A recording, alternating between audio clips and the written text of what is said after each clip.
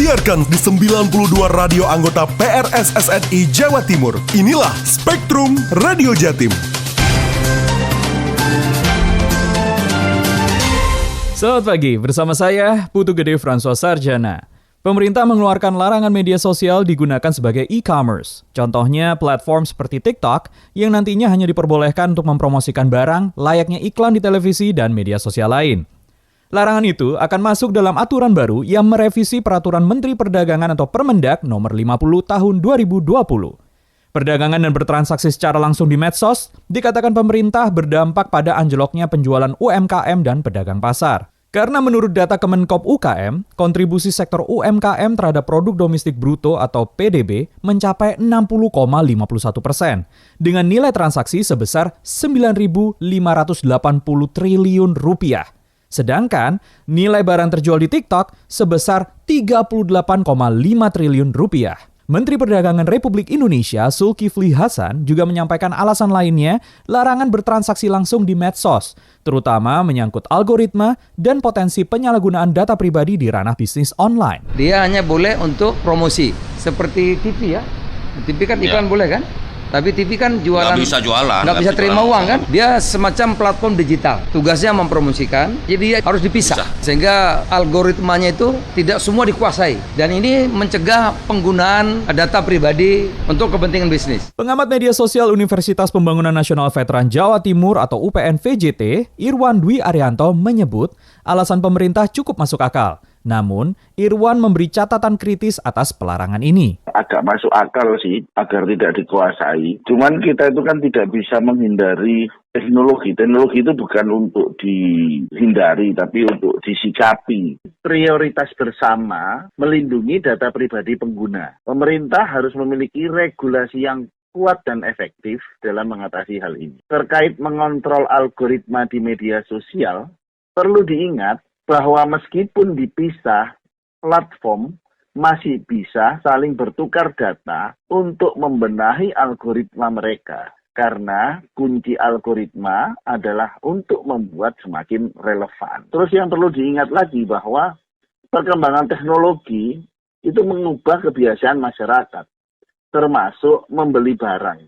Maka sudah menjadi kewajiban pemerintah untuk melakukan edukasi UKM atau pelaku usaha, khususnya tradisional, oleh digital. Sehingga sosial media itu bisa mereka manfaatkan, bukan mereka yang dimanfaatkan oleh media sosial.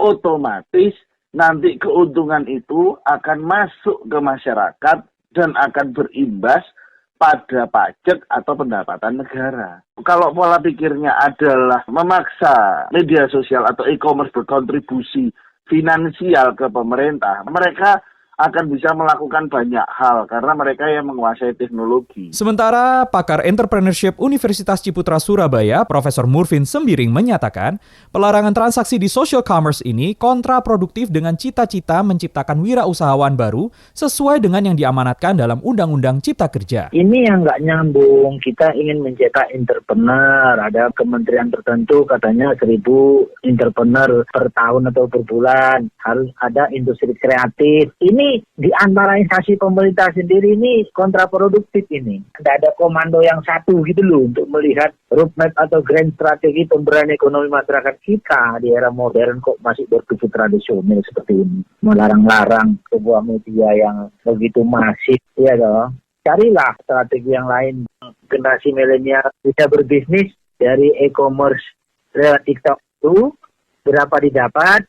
Kalau melarang, berarti pemerintah yang ganti itu semua harusnya. Beri mereka peluang untuk berpenghasilan dengan cara pemerintah. Jadi melarang itu sudah harus ada kompensasinya yang jelas. Dengan target utamanya, orang-orang yang selama ini berpenghasilan lewat TikTok itu tidak kekurangan income-nya. Pemerintah punya data nggak? Lewat e-commerce itu berapa persen yang UMKM ikut di sana? Berapa persen perusahaan besar yang menggunakan media sosial? Harus punya data. Kalau memang itu UMKM hanya 20% misalnya ya, pengendali media sosial itu ditekan untuk UMKM yang dikasih iklim yang kondusif, lebih luas. Tapi yang ini jelas-jelas regulasi Undang-Undang Omnibus Law, bisa dibaca itu. Undang-Undang Cipta Kerja itu loh. Itu 40% wajib hukumnya Misalnya makan minum, misalnya pemerintah sering memberikan oleh-oleh untuk tamu, baik dalam dan luar negeri, memberikan cindera mata, itu kan semua produksi. Harus UMKM itu sebenarnya 40%. Pengadaan barang dan jasa, APK,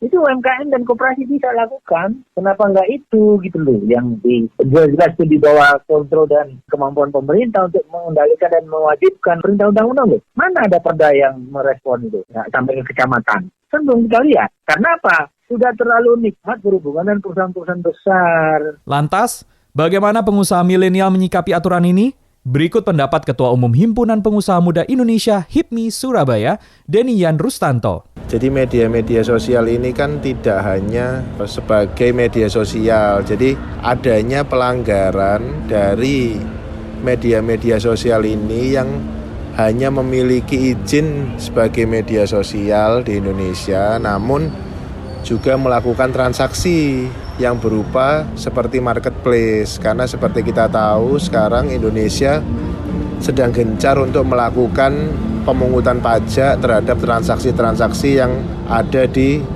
marketplace. Nah, apabila program-program media sosial ini melakukan transaksi tanpa adanya izin dari pemerintah, tentunya pemerintah tidak bisa mendapatkan pemasukan dari transaksi-transaksi yang jumlahnya mungkin miliaran atau bahkan triliunan yang berputar di dalam marketplace yang dalam tanda kutip ilegal menurut pemerintah. Ya menurut saya yaitu bagaimana solusinya.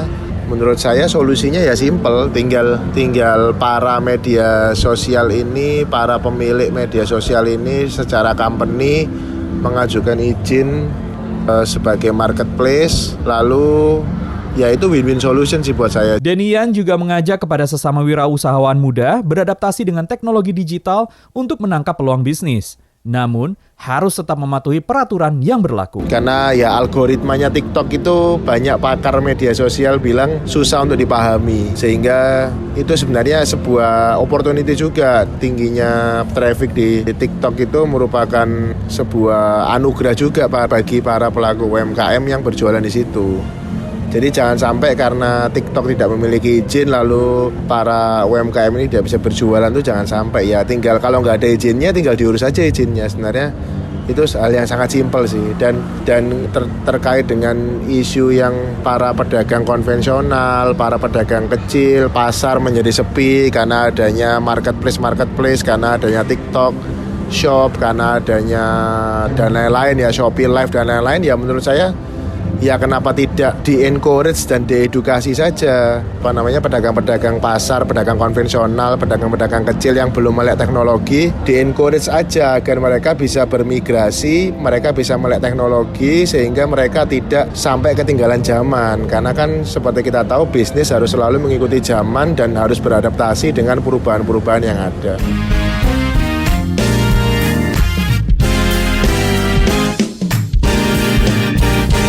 Kerabat Kerja edisi ini, reporter Roni Fauzan dan Haris Budiawan. Dan saya, Putu Gede François Sarjana. Ketemu lagi di Spektrum PRSSNI Radio Jatim minggu depan.